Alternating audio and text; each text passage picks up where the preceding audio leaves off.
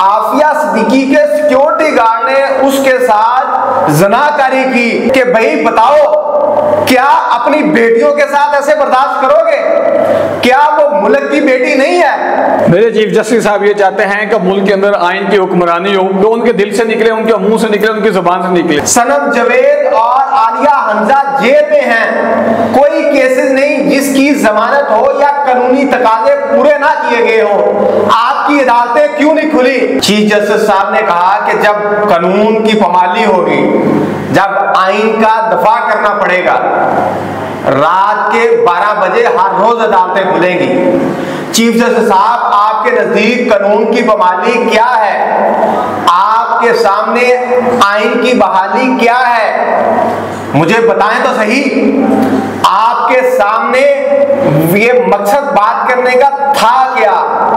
आपको नजर नहीं आया पिछले 2-2.5 साल से मुल्क में जो कुछ हो रहा है? मुझे बताएं, कई पाकिस्तान तहरीक इंसाफ के कारकुनान पर जो केसेस हैं वो आपको दिखाई नहीं दे रहे। आज इस हवाले से कई लोग जेलों में सड़ रहे हैं। अमरान रियाज आपके सामने है, वो हज के लिए जाना चाह रहा है, ECL से उसका नाम निकाला, आपकी अदालतों ने निकाला।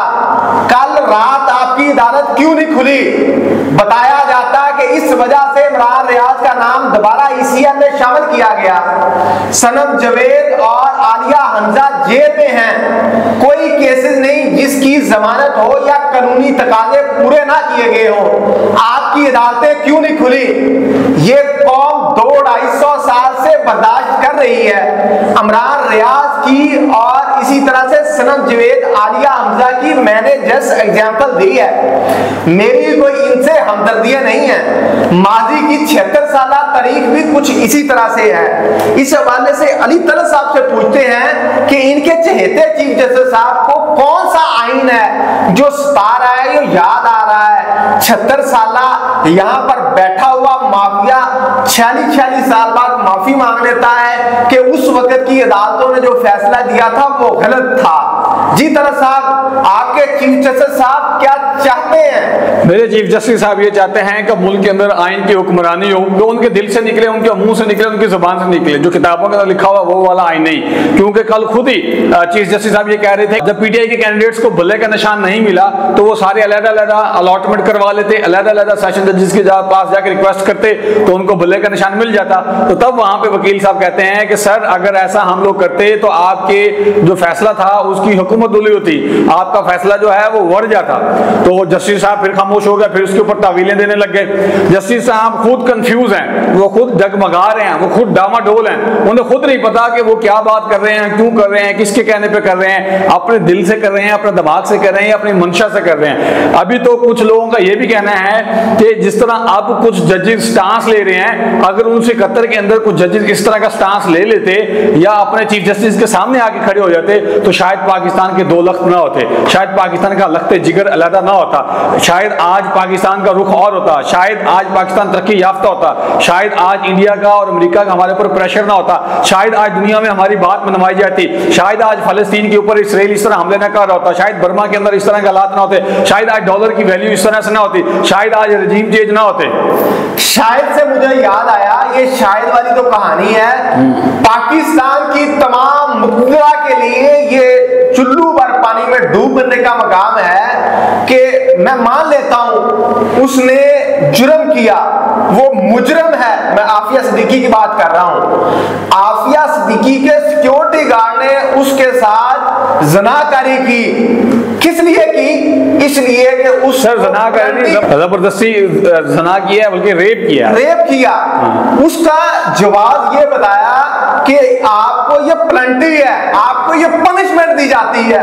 मैं पूछता हूं इस्लामी जमहूरिया पाकिस्तान के उन इक़्तिदार में बैठे हुए तवाइफों से कि भाई बताओ क्या अपनी बेटियों के साथ ऐसे बर्दाश्त करोगे?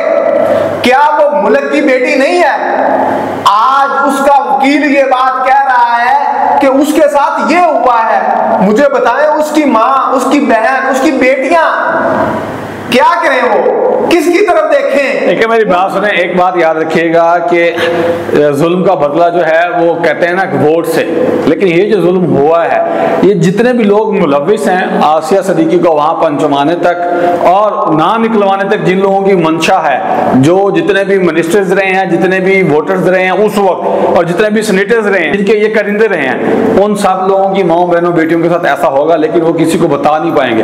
ये भी आपकी अच्छी लॉजिक है, यानी कि एक बेटी के साथ जुल्म हुआ, दूसरी बेटी के साथ भी जुल्म होगा। मैं ये नहीं कह रहा, मैं ये नहीं कह रहा कि जुल्म हो, इनको सजा कैसे मिलेगी? ये अल्लाह का अदल का कानून है कि बेटियां ही जुल्म के भेंट चढ़ती रहेंगी। बेटियां जुल्म के भेंट ना चढ़े, मैं उनको शर्म दिलवा रहा हूं, उनको हया दिलवा रहा हूं, उनको कह रहा हूं कोई अकल के नाखून लो, जिनके पास पावर है, जिनके पास रियल में पावर है कि वो कुछ फैसला कर सके। रियल में पावर है नाज़रीन, आपने कमेंट सेक्शन में बताना है कि आपका 75-76 साल जो कानून है। लेकिन मैं एक बात करना चाहूंगा आखिर में चीफ जस्टिस ऑफ पाकिस्तान को, मेरी ये दिली ख्वाहिश है और आपसे हम्बल रिक्वेस्ट है, अगर आपकी शान में गुस्ताखी ना हो तो आलिया हमजा मलिक और सनम जवेद खान साहबा को 5 दिन हो गए आज जबरदस्ती जेल के अंदर रखा हुआ है, उनकी रोबकार जमा हो गई, मुचलके जमा हो गए, उनको जेल से बाहर नहीं निकाला जा रहा, और सुप्रिटेंडेंट ये कह रहा है कि हमें ऊपर से ऑर्डर नहीं आया। भाई ऊपर तो आप बैठे हैं, तो इसका मतलब है आप खुद कंट्रोवर्शियल बयान दे रहे हैं। चीफ जस्टिस से ऊपर कौन है फिर बताएं? चीफ जस्टिस खुद ही है, खुद ही सबसे ज्यादा सुप्रीम पावर है। अगर खुद पावर में नहीं है तो फिर आगे आवाम को बता दे, आवाम को आगे बता दे कि मेरे हाथ बंधे हुए हैं, आवाम को आगे बता दे कि मेरे हाथ बंधे हुए हैं। अगर आपके हाथ नहीं बंधे हुए तो फिर उन बच्चों को निकलवाएं, आपकी बेटियों की उम्र की हैं। जी नाज़रीन, इसके साथ मुझे अपनी राय से कमेंट सेक्शन में जरूर आगाह कीजिएगा कि पाकिस्तान की 76 साल तारीख ये एक एग्जांपल्स हैं, कभी नून लीग के साथ, कभी पीपी के साथ, कभी पीटीआई के साथ। ये 76 साल तारीख है, इसका खात्मा कैसे होगा, इस जुल्म की अंधेरी रात को कैसे खत्म किया जा सकता है। इसी के साथ मुझे अपने मेजबान के को इजाजत दीजिए। देखते रहिए अल्लाह के बाद।